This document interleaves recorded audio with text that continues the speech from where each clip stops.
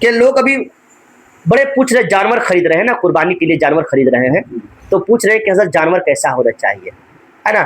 تو یاد رکھیے گا جانور قربانی کے لیے بہترین جانور ہونا چاہیے، عیب سے خالی ہونا چاہیے، عیب دار نہیں ہونا چاہیے۔ عیب دار جانور قربانی نہیں ہوتی ہے۔ اچھا عیب دار کہتے کس کو ہے؟ عام طور پر یہ سمجھ لیجیے آپ کہ عیب دار اس جانور کو کہتے ہیں جس عیب کی وجہ سے مارکیٹ میں اس جانور کی قیمت میں کمی ہو رہی ہو، سمجھیے گا، مارکیٹ میں اس عیب کی وجہ سے پیسے میں کمی ہو رہی ہے کہ نہیں اس کا تھوڑا جو ہے نا لنگڑا کے چل رہا ہے، اس کے جو ہے نا دیکھو پوچھ کٹے ہوئے ہیں، اس کے جو ہے تھوڑا سا دیکھو ایسا ہے، پیسہ کم دیں گے ہم، عیب کی وجہ سے پیسے میں کمی ہو رہی ہو تو ایسا بندہ کیا، ایسا جانور کیا ہے، وہ عیب دار ہے، اس کی قربانی نہیں ہوگی۔ ہاں اگر جو ہے کان کٹے ہوئے ہیں تو کان ایک تہائی زیادہ کٹے ہوئے ہیں، ایک تہائی سمجھ رہے ہیں آپ، یعنی کہ یہ 3 حصے ہیں نا، 1 2 3 سمجھیے گا، تو یہ 3 حصے سے زیادہ کٹے ہوئے ہیں کان، تو اس جانور قربانی نہیں ہوگی۔ لیکن ایک 3 حصے تھوڑا اتنا کٹا ہوا، یہ 3 حصے بتایا نا، یہ 4 ہے نا، اتنا کٹا ہوا تو قربانی ہو جائے گی، بس سمجھ آئی؟ ہاں کٹے ہوئے۔ اچھا ایک اس میں اہم مسئلہ یہ ہے کہ ابھی جانوروں میں جو ہے ٹیگ لگا ہوا ہے،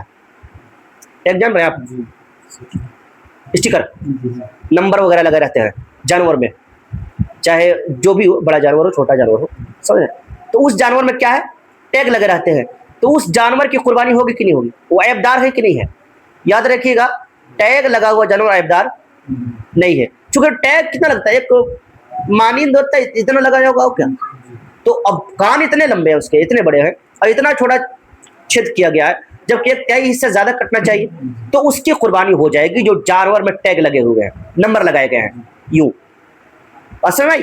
ہاں اور یہ ہے کہ جس کے سینگ ٹوٹ گئے ہو، سینگ ٹوٹا جانور، تو اس کی بھی شرائط ہے کہ اگر جو ہے سینگ اوپر سے ٹوٹا ہوا ہو یا مغز تک اگر اس کا مطلب یہ کہ اثر پہنچ گیا ہو تو جانور قربانی نہیں ہوگی، مغز تک، لیکن تھوڑا بہت اس کے سینگ ٹوٹے ہوئے ہیں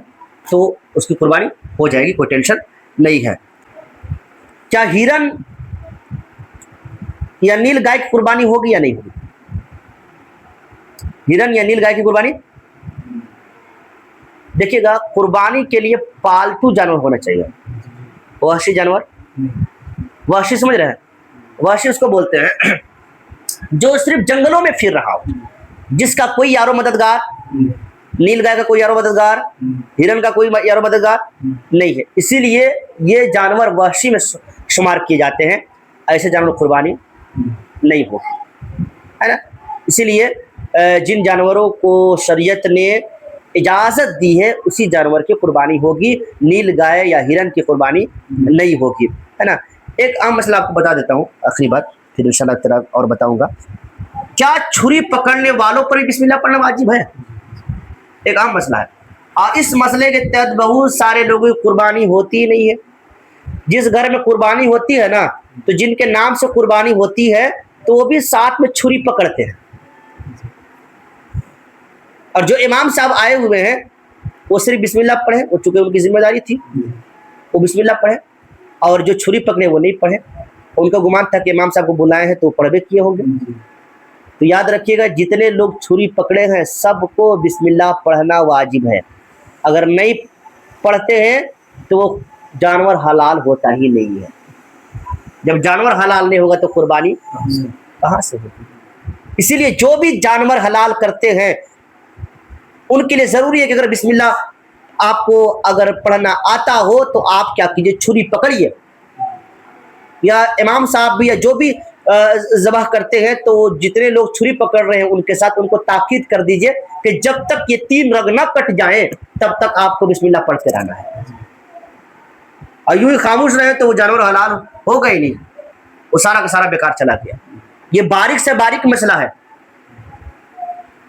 سمجھ رہے؟ اسی لیے جو ہے ان باتوں پر بھی